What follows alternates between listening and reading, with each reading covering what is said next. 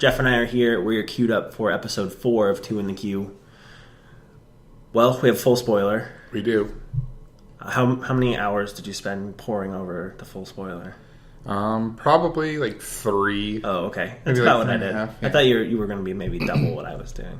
No, I mean, I did write a set review, but I'd been doing it as they got spoiled. So once the full one was out, I just kind of had to sift through all the commons and uncommons, see what stood out. That you just hadn't seen yet. Okay, that makes sense.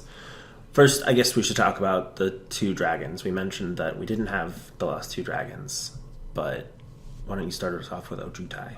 Yeah, we have Ojutai, which is... He's the blue-white one, right? Right. Yeah. What's the full name? Soul of Winter? Soul of Winter, yeah. So it's a 7-drop. Mm-hmm. Attacks, it gets to detain a creature, sort of. I think it's whenever a dragon Yeah, whenever a dragon dice a attacks. permanent. Yeah, which is pretty sweet. Because it taps them and then it's like Frost Titan style. Right, they don't untap during the next upkeep. And then Atarka, Yep. the one you predicted would be the best. I did predict it to be the best. It does have the best ability. It's the most aggressive ability. It's with 7 mana for 6 power, and then it gives all your dragons double strike. Right. It's good, but it just, like, I don't know, it's a flying trample. Yep, Flying Trample. Yeah. I mean, it's a decent finisher. If, like, the format standard allows you to go to 7 mana, then it's probably the best finisher.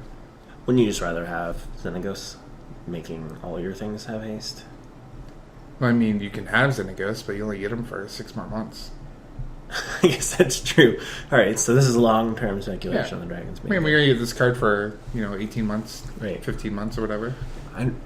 Well, because the format rotation will change really soon. So yeah, So you're like 15 months. Yeah. Okay.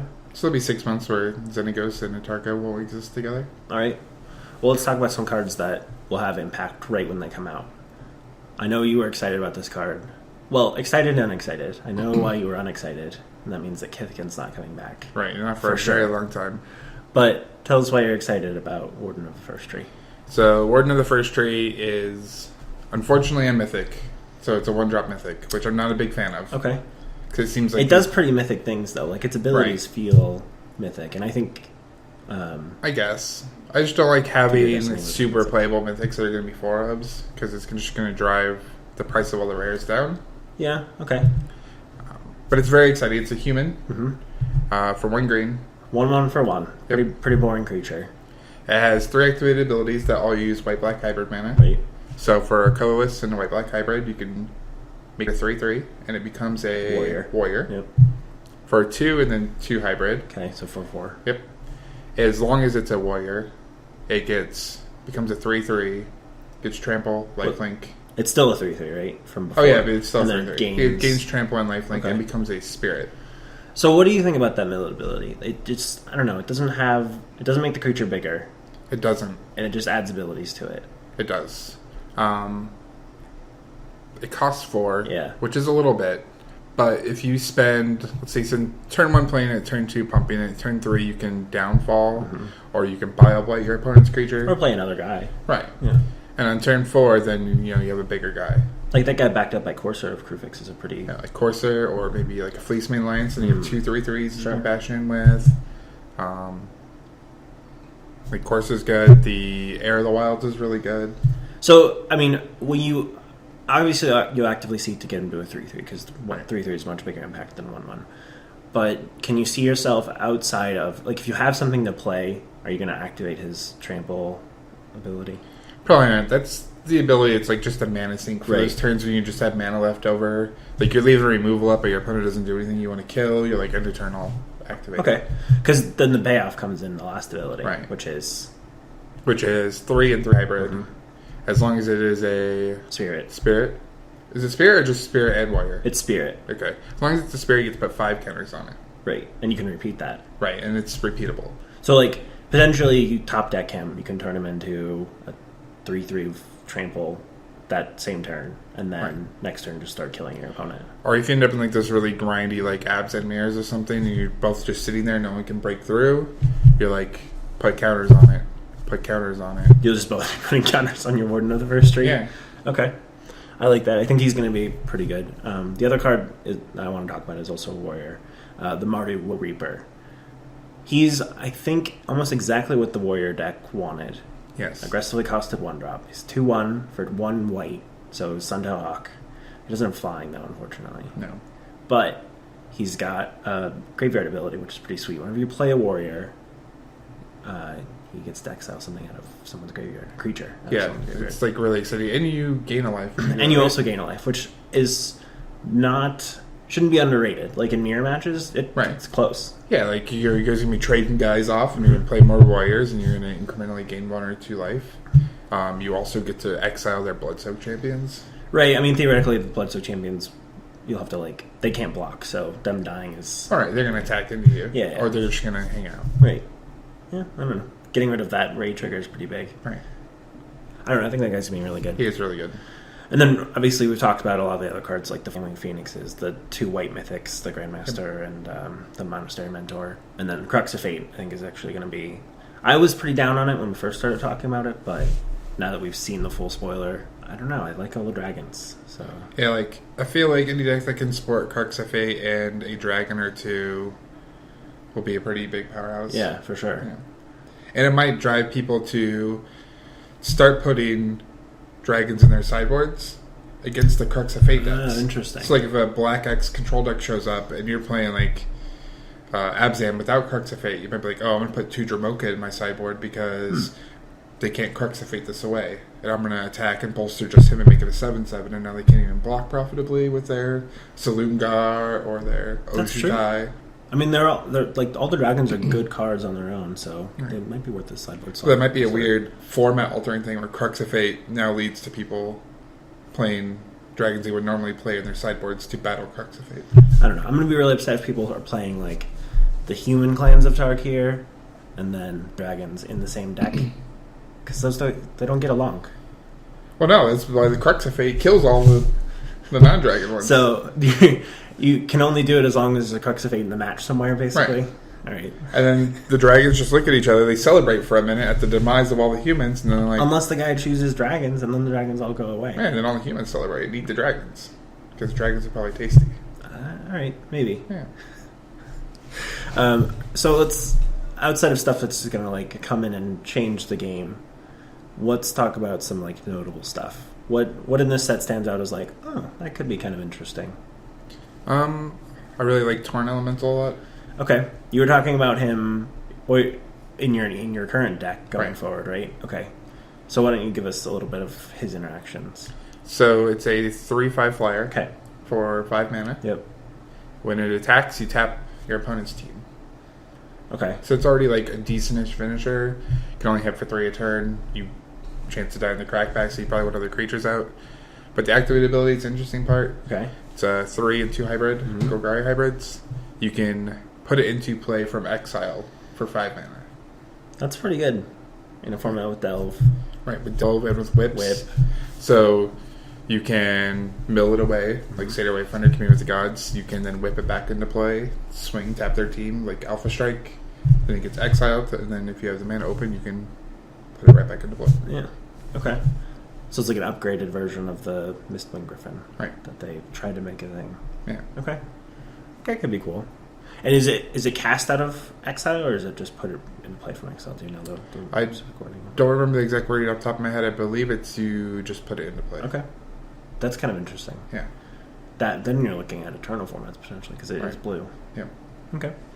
I want to mention the Hero's Blade, not because it's an amazing thing, but just the fact that it auto-equips, and it's +3/+3 for 2 mana, basically, to any legendary. I don't know. That could be interesting. Yeah, I like it. Like, you can turn 2 that, and you can turn 3, like, Brimaz. Yeah. Brimaz comes to 6/6. Or you can talk about one of the other cool cards, like Alicia. Alicia, or, like, Yusova, or Yeah. the blue guy. Right. Yeah. Shuyan. Shuyan, yeah. Was he the Silent Tempest? I don't know. It's a very quiet storm. He's okay. He's, what, 2/2 with prowess? Yeah. Yeah. It's okay. Not exciting. No. But Alicia or Yusova, like, sure, I'll make a 7/4. Right. Yeah. Yeah. That seems good. What are the other legendary guys? What's the white guy? He comes in with 4 counters, right? And you can move the counters around. Yeah. He's okay. 4/4/4/4. With vigilance, which is kind of important. Yeah, that's true. And then we won't even talk about the black guy. I don't know if he's very good. We'll talk about him in a bit. In a bit? Well, you don't talk about him now? Yeah. Well, I mean, we'll talk about him now. All right, go for it. It's like Taziger. forget the rest of his name. Something Fang. Okay. Taser the Lounger. Yeah. Just I mean, look at he's just him in his hanging chair. out. Yeah. So, little backstory on him, though. Okay. So, he was kind of gifted the throne of the Sultai. Okay. It was like nepotism, like he inherited it. Right. So, he doesn't really do anything to, like...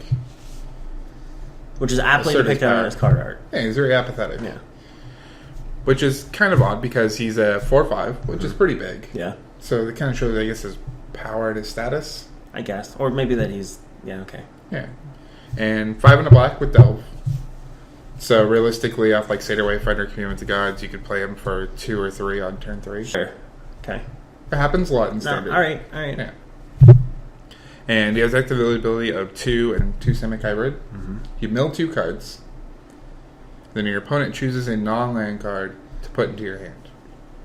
Oh, interesting. Okay. So with... They have to? Yes. Is it from the 2 or is it from the entire graveyard? From your graveyard. Oh, okay. So with like Murderous Cut, Treasure Cruise, Dig Sure. Through Time, him, you can You have a lot of manipulate what control cards over- are left in your graveyard. So should the game go long, like turns like 7 through 12, which most Whip Mirrors or Absent Mirrors go, Sure. you get to basically draw almost a card of your choice. You're like, I will draw one of these 3 cards for 4 mana this turn. I'm not looking forward to people sitting there thinking about what they're delving away. It was kind of nice when they were just like, oh, the top 6 cards of this graveyard go away. Maybe it'll be bad for the first couple of weeks. So the people who are good at the deck will just know, Figure like, it out. I mean, here's it's what I'm delving. got to be pretty obvious of like, what do I want late game? I think Right. people will overthink it a little bit, but that aside, I guess you're right. The card's probably okay. Yeah. Maybe not with the Hero's Blade though. No, not with the Hero's Blade. I don't think he'll be doing much attacking by himself. I also want to talk about Right Into Being.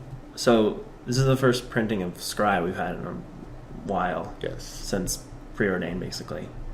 And so it's look at the top 2, manifest 1, put the other one on top or bottom for 3 mana. I don't know. It's also kind of like a sleight of hand, but instead of put one in your hand, make one of them a 2/2. Yeah. Yeah. I actually kind of like that card a lot. I don't know where it's going to fit, but I like the manifest ability, and I like that this sets it up. Is it an instant or a sorcery? It's a sorcery. Of course it is. Yeah. But There's still, there's only one instant manifest thing. Yeah. Yeah. it also makes the drawback of manifest a little better because you get 2 shots of hitting an actual creature Yeah. to put into play. Yeah. Which is kind of cool. Yeah. Is there anything else you want to talk about for notable stuff in the set that we got new? We can talk about the uncommon dragons. Yeah, okay, fair enough. I think it's kind of cool that even if you're drafting, you get Right. the feel of Khans of Tarkir and Fate Reforged dragons coming and wrecking their stuff.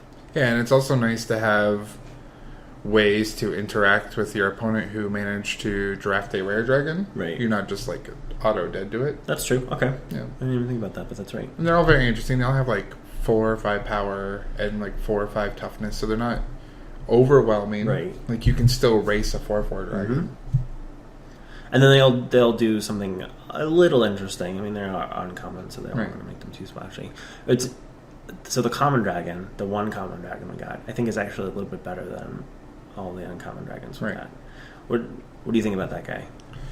Oh, he's interesting. He's like 6 mana for a 4/4. He's 5 mana for a 5/5 with haste. 5 mana for a 5/5. So he's a lava axe. Yes, he's a lava axe, exactly. He's a lava axe that shuffles back it. Yep, at the end. I like that card. I do too. I think it's like I will draft that guy pretty highly. I think. Yeah, he's not even like a 23rd card. He's like a 19-20 card. Yeah, for sure. Yeah. And that's exactly how I viewed him. I was like, this guy's just a lava axe, and then I can draw him again. I really like him a lot. So we did talk about your deck a little bit. So yesterday you played in your first PPTQ. I did. And up at Phoenix and Manworks. Yep. How'd you do? I lost in top 4. Okay. So I lost in the semis. I went 4-0-2 in the Swiss. So undefeated, draw 2 in. My top 8 matchup was against my round 1 opponent. Oh, okay. I was his only loss all day. All right. We played. He won a grindy game 1. I won a quick game 2 off of a couple of early Wemate Rocks. In game 3, he gained 100 life off of a Johnny's Ultimate. Oh, no. But I ended up attacking with 3 Wemate Rocks, 3 Wemate Rock tokens, Okay. 8 zombies, What? a Sidisi, and a Siege Rhino, and activating a Soul of Theros out of my graveyard 3 turns in a row Okay. to take him from 184, and I started 43, then being a negative 20, me being at 190.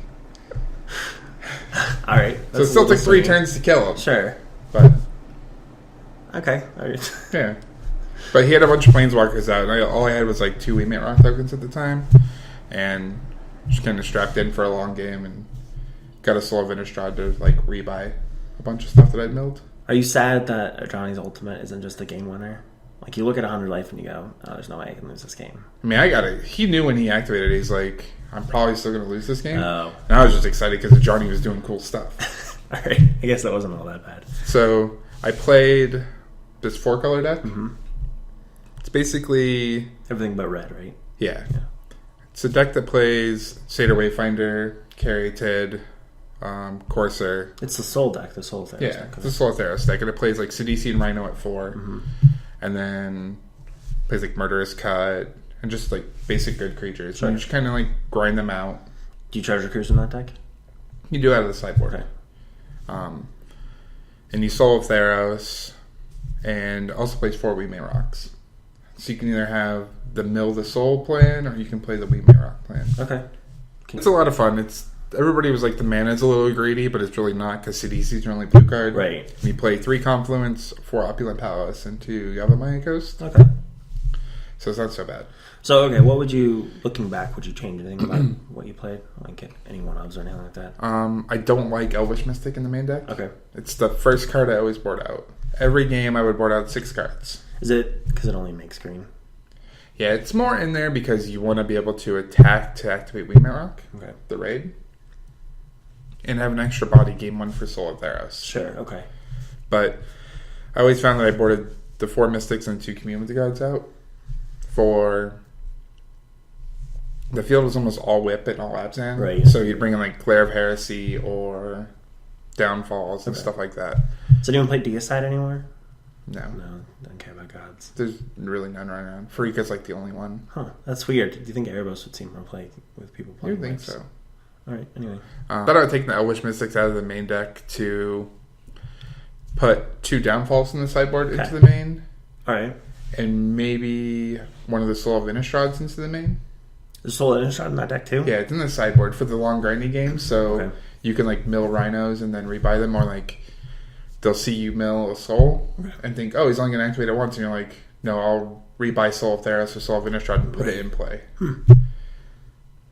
Okay. And then I'm thinking I want to play a Voyaging Satyr just as a 5th Caryatid. Okay.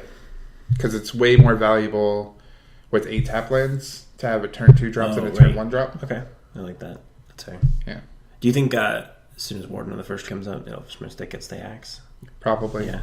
Just if you're looking to, all you do is attack with him, might as well have a relevant body.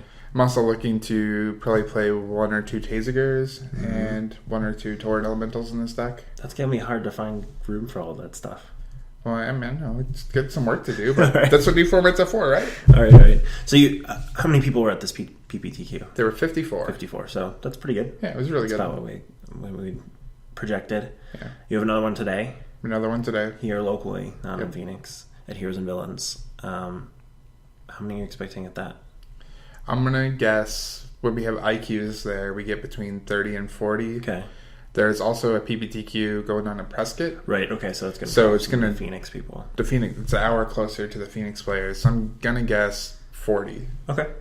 That's pretty cool. So hopefully you win today. Hopefully. I'm going to try to run it back and not lose in top 4. Prison rules. Prison rules. You hold people to prison rules. Yeah. All right, well, thanks for joining me. Hopefully we'll work out our unboxing video for Thursday. I'm shooting for Thursday, okay. yeah. All right. Well, so stay tuned. We're going to open a pre-release pack and an Ugin's Fate booster.